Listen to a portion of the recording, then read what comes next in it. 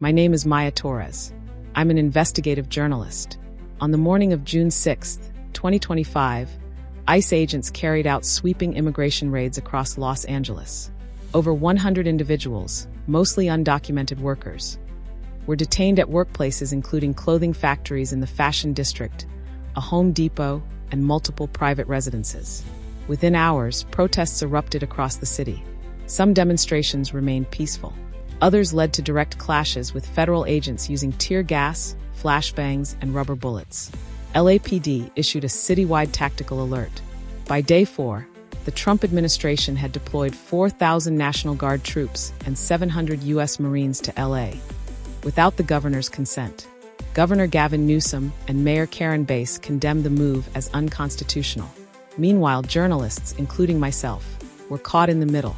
This is not just a story about immigration. It's a story about power, protest, federal overreach, and how truth is managed in a time of national conflict. Welcome to Shadowed Truths, inside the ICE raids that set Los Angeles on fire. What happened here affects all of us. So if you think you've heard it all, you haven't. Hit follow on your favorite platform now, because the next story might just change the way you see everything. Don't miss a single twisted turn.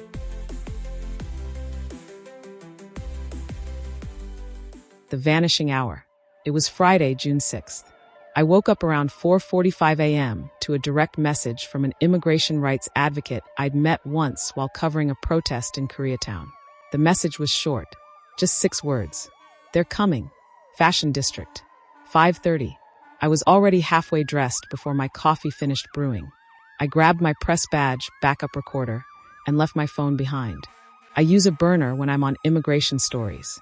Too many people monitor metadata now. And what I was about to witness, I didn't want scrubbed. The sun was just bleeding over the skyline as I parked near San Julian Street. The Fashion District was quiet, mostly delivery trucks and garment workers unlocking warehouse gates. But just before 5:30, everything shifted. A white van without plates pulled up to the loading dock of a mid-sized apparel factory. Then another. Then 2 black Suburbans. ICE agents in dark tactical gear emerged quickly. Black vests, tan gloves, body cams blinking. No sirens. No announcements. Just movement. Workers were let out in pairs. Men, women, some still in aprons, many not speaking English. I counted at least 2 minors. A boy who looked about 16 and a girl barely older. Phones were confiscated. Employees were lined up against the back wall of the factory, zip-tied at the wrists, then separated by gender. I saw no warrant paperwork, no translators, just flashlights and commands. Over the next 2 hours, I confirmed at least 5 locations had been hit simultaneously. Another textile plant, a Home Depot in Southgate, 2 private homes, and an auto body shop near El Sereno. A source within a local immigrant legal clinic confirmed. Over 100 detentions by noon. All ICE no LAPD involvement. By 11:30 a.m., word had spread through WhatsApp groups and encrypted signal channels. Families flooded downtown. Activists rallied. Outside the federal detention center on Aliso Street, protesters began forming a line.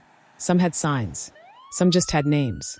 I heard a woman yelling in Spanish, holding up a crumpled birth certificate. She was trying to prove her husband had TPS, temporary protected status. No one would speak to her. Around 2 p.m., the first confrontation occurred. A protester threw a water bottle at an ICE vehicle. Officers responded with pepper spray and what they called less lethal rounds, bean bags. I saw one man hit in the ribs. He collapsed. Medics rushed him across the street. I caught it on video. That evening, LAPD declared an unlawful assembly. Tactical alerts went citywide. That's when the uniforms changed. The National Guard arrived by 8 p.m. in Humvees. Over 2,000 troops were initially deployed to protect federal buildings. But by the next morning, it was 4,000, with 700 Marines added by presidential order. For the first time since the 1965 Watts Rebellion, the U.S. military was operating on California soil without state consent. Governor Gavin Newsom issued a public statement. This is a gross violation of constitutional boundaries and an insult to the people of California. Mayor Karen Bass echoed his outrage. We were not warned. We were not asked. We were simply invaded. As a journalist, I've covered ICE operations before. But this felt different. It felt engineered. Every detail, the timing, the coordination, the messaging was calculated. It wasn't just about detaining immigrants. It was about control, a message. And behind the tactical teams, the DHS soundbites, and the army boots, I began to see something else taking shape. A test of obedience, a test of silence, and most dangerously, a test of how far fear can go in a democratic society before someone finally says, "Enough. My name is Maya Torres." And what I saw on June 6th was not just an immigration sweep. It was the beginning of something far more organized, far more manipulative. In the chapters ahead, I'll take you deeper. Inside the cells, behind the algorithm, beneath the camouflage. Welcome to Shadowed Truths. The facts are here. The question is, are we still listening? Screams behind glass. The elevator stopped at the 4th floor of the downtown Federal Building on Aliso Street. It was 7:46 a.m., June 7th. I was in. I'd signed in as a legal interpreter. Spanish speaking. Freelance. Not a lie, exactly. I do speak fluent Spanish. And in moments like these, truth and survival live side by side. The holding area smelled like bleach and burnt coffee. The windows were frosted. The security guards were silent. In a far corner, behind a plexiglass divider, I could see a woman pacing. I held up the interpreter badge. The officer nodded me through. The woman's name was Lourdes Pena, age 36. Seamstress. 2 children. No criminal record. She'd been picked up from her workplace in the fashion district less than 24 hours earlier. She hadn't spoken to her kids. No lawyer. She asked me one question over and over. "Esto es legal? Is this legal?" I told her what I could. That she had rights. That legal aid was on the way. That nothing about this was normal. But inside, I wasn't sure. Not anymore. I interviewed 3 other detainees, 2 men and 1 elderly woman. All were arrested at workplaces. All lacked documentation, and none had criminal charges at the time of detention. What stood out wasn't just the fear. It was the precision. Each was identified using facial scans. I asked how. One of the men, Marco, a mechanic from Southgate, whispered the name of a company I didn't recognize. They used a prediction score. Something about a risk rating. They said the camera knew I was lying. It didn't make sense. Until later that day, when I met with a source from a local nonprofit immigration law firm. She handed me a redacted document, a federal contract between ICE and a private surveillance analytics firm called Cerebrum Dynamics. The document confirmed something staggering. ICE was deploying biometric behavioral scanning software during raids. The system used facial recognition, microexpression analysis, and nonverbal deception detection algorithms. In other words, they weren't just checking IDs. They were using predictive behavioral analytics, tools originally developed for military operations in Afghanistan. The technology wasn't new. What was new was how it was being used. Civilian workplaces, U.S. soil, detaining people not based on evidence, but on scanned emotional reactions. Let that sink in. A system scanning your face to determine whether you're truthful. That system triggering an arrest, and that arrest becoming the basis for deportation. I contacted ICE's media office. Their statement read, "All procedures follow Department of Homeland Security guidelines. Biometric scanning is used to enhance officer safety and improve identification. No mention of predictive scoring. No mention of Cerebrum Dynamics." The next day, the protests intensified. Outside the detention facility where Lourdes was still being held, I stood behind a row of chain-link fencing. A group of protesters chanted names. Names of fathers, mothers, daughters. Say their names. Bring them home. A loudspeaker crackled above us. "This is a federal facility. You are trespassing." Then came the sounds I will never forget. Screams from behind the glass. Somewhere inside, detainees were yelling. I couldn't make out the words, but I could hear pounding. Fists hitting walls, metal trays thrown. Whether it was protest, panic, or pain, we never found out.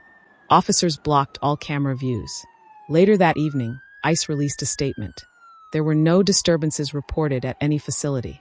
But I was there, and I heard them. That night, I began digging into Cerebrum Dynamics. I traced their contracts back to a 2018 Pentagon-funded initiative for AI-powered threat profiling. Their technology had never passed peer review in any open academic forum. It wasn't FDA regulated. It wasn't governed by DOJ oversight. It was unregulated psychological scoring software, quietly licensed for use by federal immigration agents. What's happening here isn't just about ICE. It's about a new form of enforcement, one that combines predictive surveillance, algorithmic bias, and government secrecy. It's about manipulating the definition of guilt and automating the consequences. And the worst part, most Americans still don't know it's happening.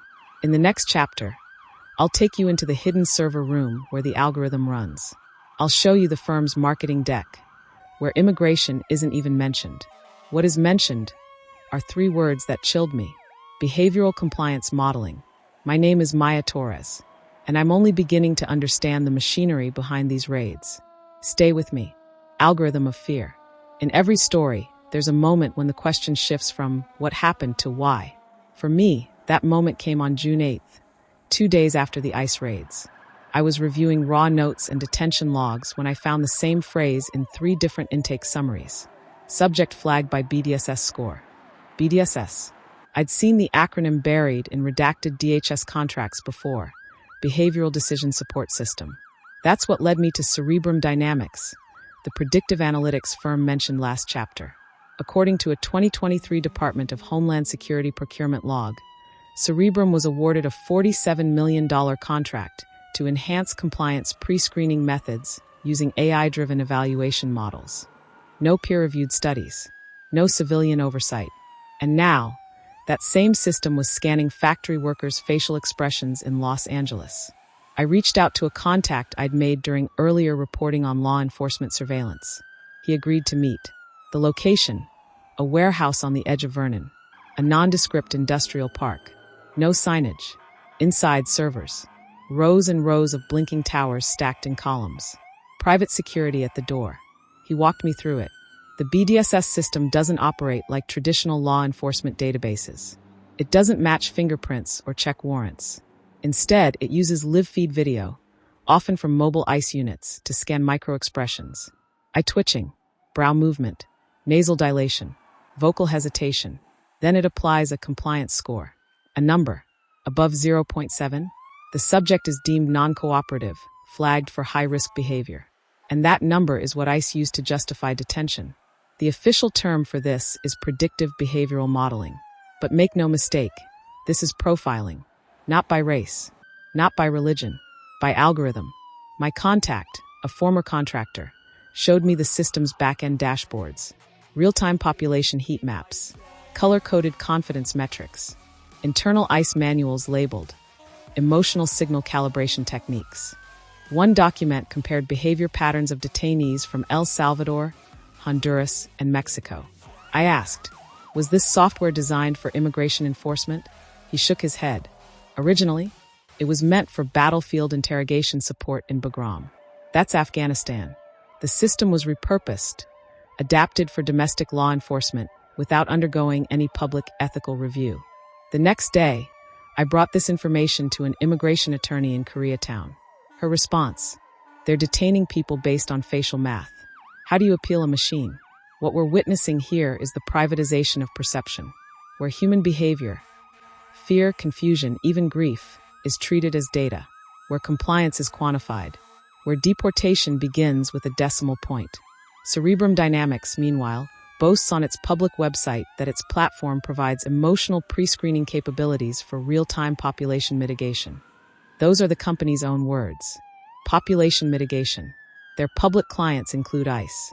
Their private ones? Undisclosed. This technology has implications far beyond Los Angeles. If it spreads to border crossings, airports, DMV offices, where does it end? And what happens when the algorithm gets it wrong? At what point does fear become policy? My name is Maya Torres. In the next chapter, we shift focus. A college student disappears during a protest. Arrest records say he was never booked. GPS data says otherwise. Join me in Chapter 4, The Protester Who Vanished. Because some stories don't end with numbers. They end with silence. The protester who vanished. His name was Javier Cruz, 21 years old, political science major at Cal State LA, first-generation college student, dreamer. On June 7th, Javier was seen marching with a student protest group near MacArthur Park, one of several flashpoint locations in the aftermath of the ICE raids. His boyfriend, Daniel, last saw him around 6:40 p.m. Javier had broken away from the group to help an older woman who had fallen during a pushback between demonstrators and federal agents. Minutes later, a black van pulled up behind the barricade line. Witnesses say 3 men in unmarked uniforms stepped out. They grabbed Javier, zip-tied him, and shoved him into the van. No badge numbers. No names. No statements. That was the last time anyone saw him. When Daniel filed a missing persons report, LAPD said they had no record of an arrest. ICE denied involvement. No video was available from the nearest traffic cams, damaged during protest activity. But 3 days later, Daniel received a strange message. It came through Signal, an encrypted app both he and Javier used. The text was scrambled, fragmented. One phrase was clear. Black Site Vic. You were right. Vic, short for Victorville, a desert city 80 miles northeast of Los Angeles. Home to a large federal correctional complex and several off-book government storage facilities. I drove there 2 days later. No official facilities listed Javier Cruz in their detainee roster. But at a gas station outside town, I met someone who changed everything. His name was withheld for his safety. Former contract worker for a logistics vendor that serviced temporary DHS detention units. His words, they're not always booked. Some of these kids, they're held off manifest. It's how they trial new compliance setups without triggering oversight. Off manifest, not formally arrested, not charged, just removed. I requested FOIA records for all ICE-related detentions between June 6th and June 10th. Javier Cruz's name never appeared. No aliases. No clerical errors. He didn't exist administratively. Then came a voicemail, left anonymously on my encrypted work line. The voice was digitally altered, but the message was clear. Cruz was flagged BDSS 0.89. Non-compliant. Emotional threshold exceeded. BDSS, the Behavioral Decision Support System we explored in Chapter 3. The compliance scoring algorithm. 0.89, above the risk threshold. Javier had been flagged during a protest by an algorithm. The voicemail ended with this. Test site, Victorville perimeter. Night holds only. That's when I started making calls. Former DHS attorneys, civil liberties groups, military contractors. I asked the same question. Is there legal precedent for detaining U.S. residents without formal arrest, using algorithmic risk scoring? The answers came in 2 forms. One group said no. Such detentions were unconstitutional, indefensible, and ripe for challenge. The other group said nothing at all. Silence, I've learned, is often the loudest confirmation. On June 12th, I filed a legal motion with the help of the ACLU requesting full public disclosure of all temporary ICE contract holding sites in the Victorville region. As of this recording, that motion remains unanswered, and Javier Cruz remains missing. This isn't just a story about ISU or one young man. It's a story about the quiet expansion of federal power, about systems that operate beyond visibility, and about a new kind of social control, one based not on evidence, but on emotional probability.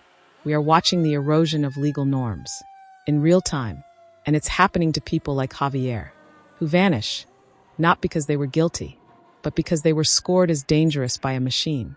In the next chapter, I'll return to Los Angeles, to a protest on Broadway that escalated into a night of violence, tear gas, and an unexpected leak. A flash drive labeled Tools and Tactics, reclaiming the narrative. What's on that drive changed everything. Join me in Chapter 5, Smoke Over Broadway. Smoke Over Broadway. Saturday, June 8th. Protesters filled Broadway between Temple and First Street. Thousands of them, packed shoulder to shoulder. I stood on the edge of the crowd near the south steps of City Hall. Press badge visible. Recorder rolling. The sign said it all. No ICE in our streets. Whose city? Our city. Stop algorithmic deportation. Around 6:12 p.m., the first smoke grenade was deployed. It wasn't LAPD. It was the National Guard. Troops in full gear formed a wall in front of the federal building, rifles slung, visors down. Protesters surged, chanting louder. Some threw plastic bottles. One man shouted, "They're not even from here." Then came the flashbangs. Loud, disorienting. One exploded near a group of high school students holding a banner. I watched as one girl stumbled and fell, face bloodied. A medic rushed to her side. I followed them to a safe zone behind the courthouse. There, beneath an emergency tent, I interviewed 3 protest medics. One of them, Josiah, told me, "These aren't crowd control tactics. They're battlefield tactics. These guys are trained for insurgency, not public dissent." He showed me a spent gas canister. The label read, "CTOPS Delivery 3.0, property of Palmyra Dynamics." Palmyra Dynamics is a Virginia-based military contractor, known for developing riot suppression tech used during U.S. military interventions abroad. And now their equipment was on our streets. That's when someone tapped me on the shoulder. A protester in a black hoodie. No name, no introduction, just a flash drive pressed into my hand. "This is what they're using. Your press. Get it out." I left the protest that night and headed to a secure Wi-Fi location downtown. Opened the drive. A folder titled, "Tools and Tactics, Reclaiming the Narrative, version 5.7. Inside were documents, slide decks, video walkthroughs. The files were labeled with DHS metadata. Some bore the logo of Cerebrum Dynamics, the same firm behind the BDSS behavioral scoring system. The contents? A media manipulation toolkit, pages on de-escalation messaging, asset framing, and visual threat reclassification.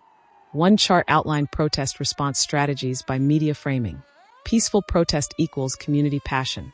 Clashes equals security threat justification. Youth organizing equals activism risk amplifier.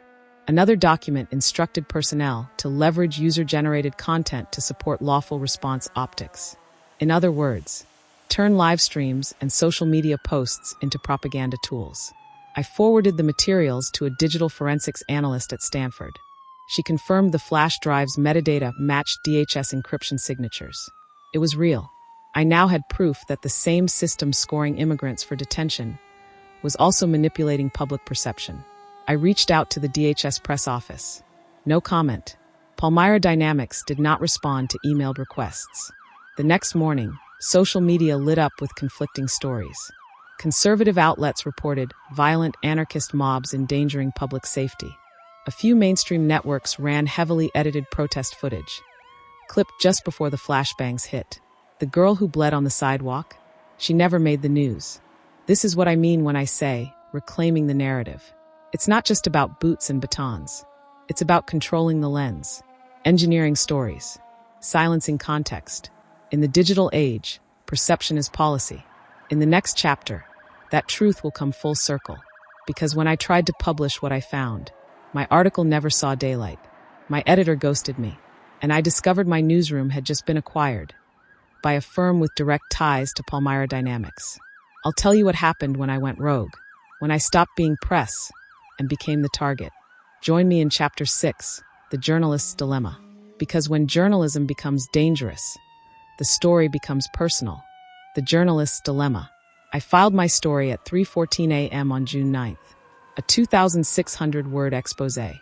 Subject line: Government contracts, behavioral scoring, and suppression of protest narratives. I had sources, documents, audio evidence, a legally cleared Stanford forensic report verifying the flash drive's metadata.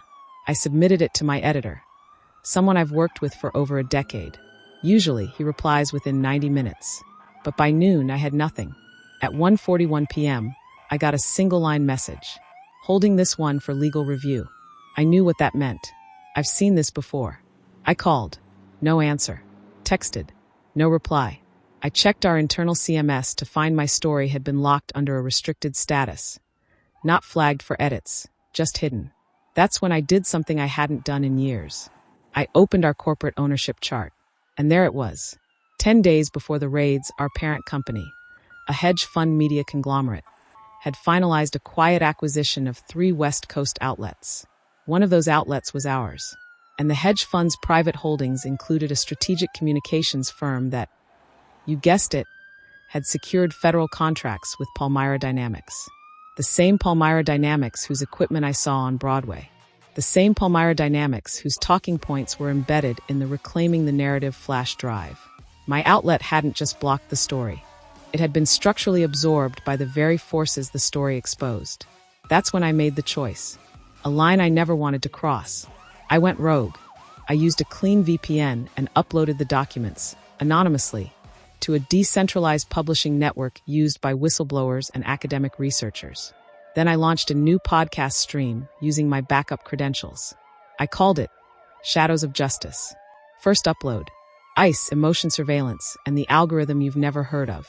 Within 24 hours, it had 3,000 downloads. By day 3, 18,000. By day 5, I was trending, but the price came quickly. My newsroom credentials were revoked. My bio was pulled from the official staff page. I received a letter from the outlet's legal department citing unauthorized release of proprietary reporting. They tried to bury me using copyright law. What they didn't expect was what came next. On June 11th, I received an email from an anonymous address with the subject line, "You're not the only one." The body of the message included 6 names, all journalists, all women. All had attempted to report on the same raid events or connected surveillance systems. All had been silenced, and all of them had one thing in common. They'd all been quietly labeled as emerging risk communicators in an internal Palmyra Dynamics presentation deck leaked earlier that year. I was one of them. It made sense. The narrative control wasn't just about protesters or immigrants. It was about information gatekeepers, people like me. This wasn't a media blackout. It was a strategic communications suppression plan. The scary part? It wasn't illegal, because none of this was happening through government censorship. It was all happening through private infrastructure, through mergers, contracts, lobbyists who'd gamified ethics. In the next chapter, I leave the city. I travel to a secluded cabin near Big Bear to meet someone who worked inside DHS policy circles during the algorithm's early development. He gave me something more dangerous than a flash drive. He gave me a theory. The ICE raids were just a live pilot. The real target isn't immigration. It's mass public compliance. Chapter 7 is called Celestial Insights and Political Shadows. And what's coming next may shake everything we think we know about democracy in 2025. Celestial Insights and Political Shadows. I left Los Angeles at 3:02 a.m. No traffic, no news alerts. Just darkness and one set of coordinates sent by an anonymous contact 2 days earlier. Big Bear region, cabin 44. Speak only in person. I followed the winding backroads, past shuttered ski lodges and forgotten airbums. No cell service. When I arrived, a man in his early 60s opened the door. He didn't introduce himself, didn't have to. I'd seen him testify before Congress during the early DHS hearings on facial recognition in airports. A former senior systems architect for Homeland Security, now fully off-grid. He asked that I refer to him only as Daniel. We spoke for 5 hours. I recorded none of it. What he told me reframed everything I thought I knew. According to Daniel, the ICE raids were not the end goal. They were a stress test, part of a long-standing DHS internal framework labeled Celestial Insight, a program designed to monitor public sentiment and behavioral response to federal force in multicultural urban environments. The idea was born out of the 2020 protests, accelerated under emergency pandemic powers, quietly repackaged through private sector conduits. They realized you don't need martial law to study resistance. You just need chaos and cameras. Under Celestial Insight, behavioral data from ICE raids was cross-referenced with social media trends, local news cycles, and biometric feedback from protesters. That data was then funneled into machine learning models, used to refine compliance prediction scores and public tolerance thresholds. In short, they weren't just arresting immigrants. They were studying how society reacts to fear. I asked Daniel where the funding came from. He showed me redacted budget sheets from a Senate Select Committee on Advanced Conflict Preparedness. The budget line was buried under Civil Contingency Technologies. I scanned it. One familiar name appeared: Palmyra Dynamics. Another entry caught my eye: Narrative Risk Calibration, Integrated Pilot Initiative. Status active. I asked what that meant. He replied, "It means they're not just watching the riots, they're predicting the next ones." Then he showed me the presentation slides. PowerPoint decks labeled Urban Emotional Fracture Mapping, Public Trust Collapse Scenarios, Narrative Engineering Metrics, Q2. Each slide featured charts measuring emotional language usage on Twitter, body heat fluctuation in drone footage, even rage clustering based on facial tension from crowd surveillance. It was chilling. Surveillance no longer measured movement. It measured feeling. I asked him point blank, "Who is this really for?" He said, "Not ICE, not even DHS. This is for the next administration. They're preloading control systems so the next president can walk into a ready-made behavioral architecture, one that can suppress dissent without declaring war on civil rights. I left the cabin just before dawn, my recorder still off, my hands shaking. Back in Los Angeles, I replayed every conversation from the past week in my head. The raids, the scoring algorithms, the girl bleeding on Broadway, the protester who vanished. And I realized this wasn't a chapter in American history. It was a prototype. In the final chapter, we returned to downtown. I tracked down one last lead, a whistleblower embedded in the narrative response team at Maya Dynamics. What she tells me confirms everything. But what happens next? I never saw coming. The final chapter is called Operation PS1, and in it, everything gets exposed or buried. Join me for the conclusion. Operation PS1. I returned to downtown Los Angeles on June 12th. The city felt quieter now, not safer, just subdued. The raids had stopped. The protests thinned. Most media coverage had shifted to other topics. The presidential campaign, a celebrity trial, the latest AI rollout from Silicon Valley. But the system behind the silence was still in place. And I wasn't done. At 4:22 p.m., I arrived on the rooftop of the old LA Times building, the place where I first trained as a reporter. I was there to meet my final source. She worked inside Maya Dynamics, specifically in their narrative response division. Her job, to engineer stories before they're told. She didn't give a name. She wore a plain black hoodie. She carried a single flash drive. It was labeled Operation PS1. She didn't say much. Just this. PS1 isn't a file name. It's an abbreviation. It stands for Population Suppression Phase 1. The drive contained 2 folders. One was internal documentation of the ICE raid narrative calibration framework. The other was a map, a color-coded overlay of the entire United States. Cities marked with green, yellow, orange, and red zones. Los Angeles red, Chicago yellow, Miami orange. The zones corresponded to compliance thresholds. Each region was assigned a narrative package: protest fatigue saturation, localized crisis redirection, ethical chaos justification. These weren't just talking points. These were entire editorial cycles, designed and distributed to co-opt local newsrooms and social media trends in real time. The goal wasn't to hide events. It was to flood the information space with so many disjointed, emotionally loaded micronarratives that coherence collapsed. What was left behind wasn't truth. It was confusion. And in confusion comes control. I asked the whistleblower, "What happens in Phase 2? She paused, then said, "Nothing. That's the point. If you can make a country forget what it was angry about last week, you don't need force. You just need momentum." Population suppression, Phase 1 complete. As I walked away from the meeting, I realized what I needed to do. I wasn't going to pitch this to a newsroom. I wasn't going to hand it to a senator. I was going to broadcast it, in full, on this very channel. This is my final transmission. I've uploaded all documents, redacted only where absolutely necessary to protect sources. If you're listening, I need you to do more than just consume. I need you to remember, because suppression doesn't start with tanks. It starts with distraction, with silence, with narrative decay. And if we lose our grip on what's real, even for a moment, they don't need to censor us. We'll censor ourselves. My name is Maya Torres, and this was Shadowed Truths.